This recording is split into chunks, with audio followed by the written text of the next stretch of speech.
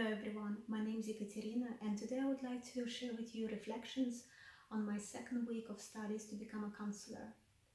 We started our lesson with a very simple check-in session whereby all the students just shared how they felt at that moment, how their week has gone, and also what they were expecting from the second lesson.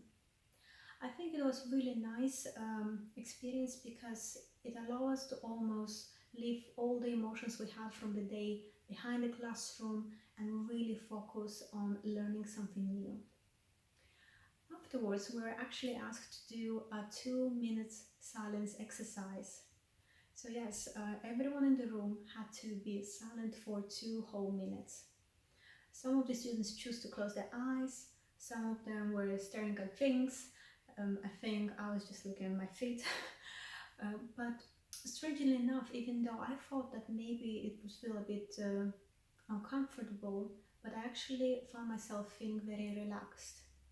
I suddenly realized that in the last 1.5 years, while I stayed at home with my partner due to pandemic, I rarely had time for myself or a bit of a me space, me quiet time. So it was actually very refreshing to see a group of 15 people just sitting in a circle and being completely quiet. On the other hand, some of my fellow students actually felt quite uncomfortable. They later on shared that they felt like they had to fill that silence with something. And I think what is important to understand for somebody who is learning to become a counselor is that they need to feel comfortable staying silent and staying silent for a long period of time. Though sometimes you have clients that might come into the session and just speak non-stop, you could also have some quiet clients or people who might had quite a difficult time and they just want to come to you just to have that moment for themselves. So I've heard previously that some counselors had experience whereby they would stay quiet for about 40 minutes until their client was ready to speak. So I think it was nice that at least even 2 minutes didn't scare me to begin with. And afterwards we progressed into the active listening exercise, which I found very interesting and I'll describe to you in full. So we were split into pairs and we were asked to do 3 different scenarios. In the first scenario, we were asked to speak about something we really enjoyed, something that made us happy. We would have 2 minutes conversations each, and we obviously play the role of a listener or the professional helper and the client. In the first scenario, the counselor or the helper had to completely ignore their client. So you are not allowed to listen to what they're saying, you're not allowed to speak, ask questions, respond in any way. So you shouldn't show it even with your body language that you're listening. We were encouraged to turn around and not to face the client. And I think one would imagine that being in a speaker's role in that moment would be quite uncomfortable because you're literally talking to a wall. But when we switch roles, I realized that actually being a listener who was ignoring the speaker felt less easy for me, because it just felt unnatural to ignore somebody who was telling me their story, and I certainly just felt very, as I said, uneasy. I found it quite stressful to keep appearing distracted. I was doing something in my notebook just to not to listen to what they're saying. And later on I wondered, why did I feel that way? Why was it harder for me to be an ignoring listener as opposed to the ignored speaker? And I later on realized that maybe it's because nowadays it's quite common for us to speak to our friend who is on the phone. So in a way we're almost already used to being slightly ignored. It's just that in that situation, obviously the level of ignorance was much higher.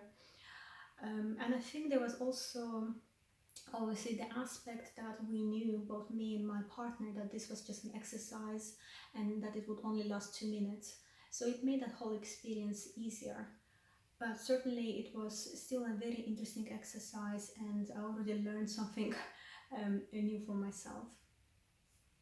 Afterwards, in the second scenario, we were asked to again have the conversations, but this time the listener could actually face the client and listen to what they were saying, but we could not speak to them.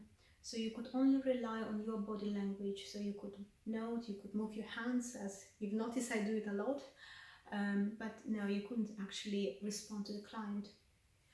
And in this situation, I felt comfortable in both roles, especially as a listener, because I could see that my partner could easily tell me the story without me triggering the story with any questions. She knew what she was saying, and she knew it very well, and I just enjoyed listening to her story. And later on, when we've discussed our reflections as a group, quite a few people also remarked that obviously if we're sharing something positive from our lives, it's much easier for us to tell it as a nice flowing story.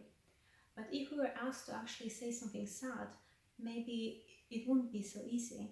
And this is maybe where the counselor would actually need to step in and ask the correct questions to help maybe the client to expand something they're saying or go deeper into the areas they were trying to avoid. But really, the counselor needs to understand when to ask the questions and ask the right questions. And it's certainly very important for the counselor to understand the speech pattern of their client, because while for some people including pauses in their sentences is a very common way of speaking, for other people their pauses might indicate that they've reached a point when it's becoming harder for them to talk, or maybe they just need a bit of a moment to gather their thoughts.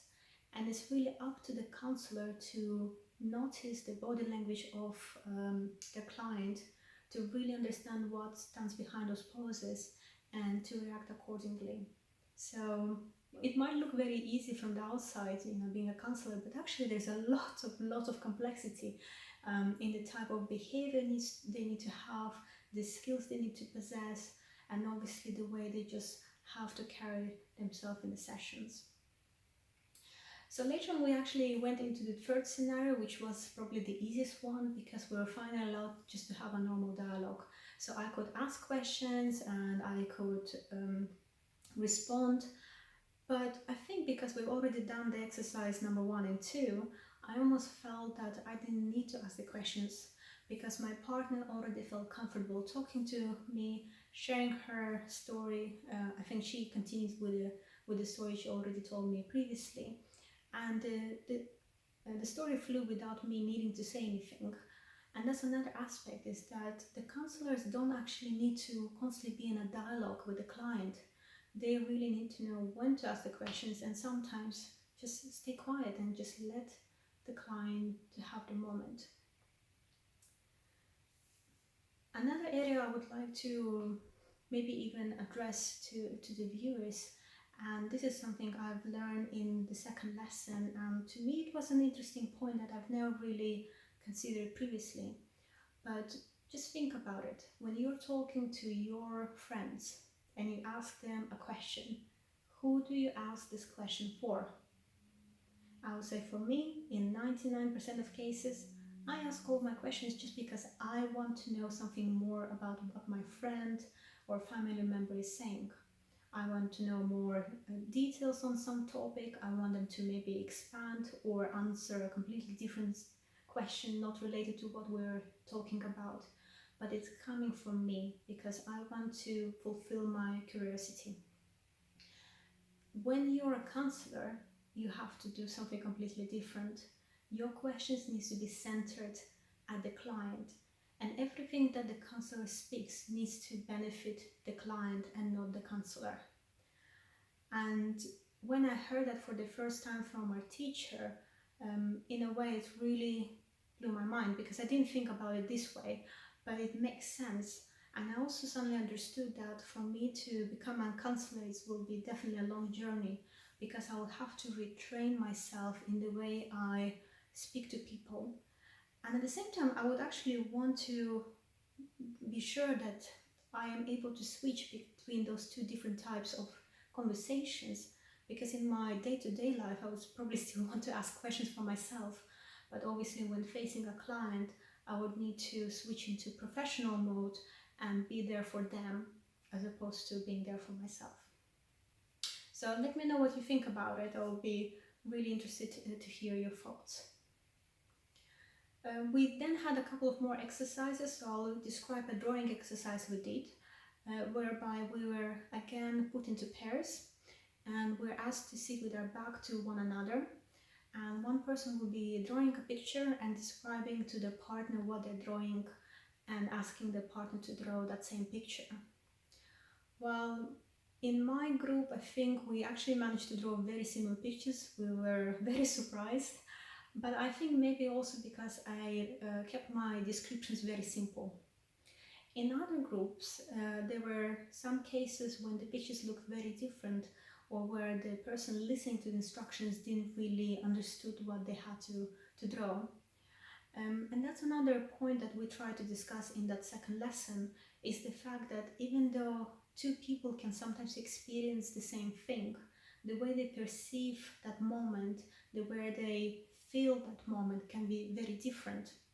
And therefore, even though it's nice for the counselor when they face a particular situation with their client to have a similar experience in the past, maybe from their previous life, or maybe when they heard a similar story from a different patient, but at the same time it's crucial that they don't think or add their emotions into the interpretation of, what do I think the client said.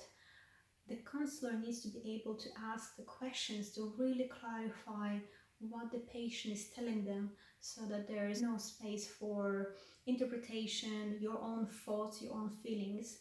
The counselor needs to be completely understanding the client and what they're trying to express.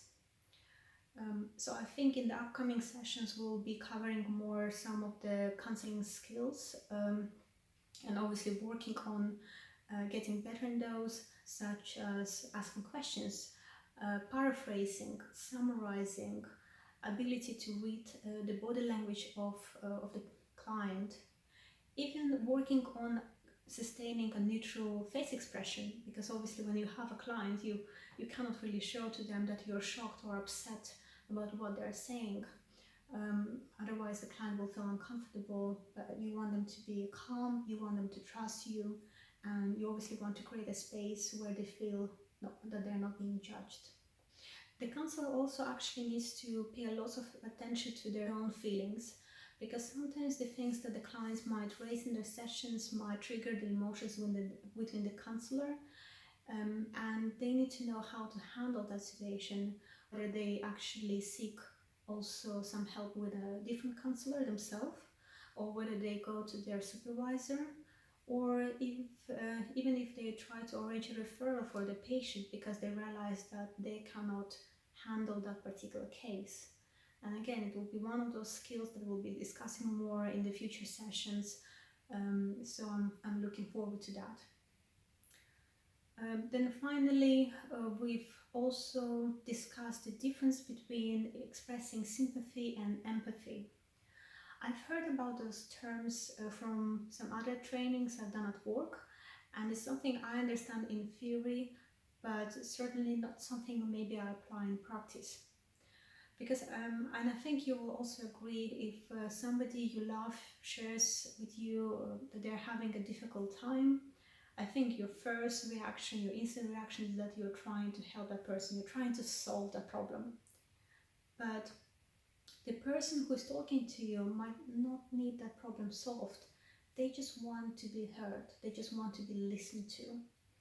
And this is where empathy is getting quite important, because the empathy allows you to step in that person's shoes, understand how they're feeling, not apply your own kind of emotions to it, and just be there for that person and do the things that person needs you to do, as opposed to going to the solving mode, or maybe even trying to minimize their concern by saying that it's not really big as they imagine, it's actually very tiny. So actually there's a very informative video about the difference between sympathy and empathy, and I'll add a link into the description of this video. I hope you enjoy it. I certainly really liked the way it was put together, and we will continue talking about this topic in the upcoming sessions. So I hope you enjoyed this video. Please continue following this channel, and obviously looking forward to any comments, any feedback you might have. If you are doing a similar program, please let me know. I would certainly want to know how different maybe your study program is from mine, and also just kind of to get to know people in this field and build up some contacts. And just to let you know also, I'm decided to open another channel which will have the exact same content as this one. However, I'll be recording my videos in my native language, which is Russian. So in case any of the viewers actually speak Russian and you prefer to watch those videos in Russian, please find the link again in the description of this video, and I will look forward to seeing you in my Russian channel. So then, thank you very much for your attention, and I'll see you next week. Take care.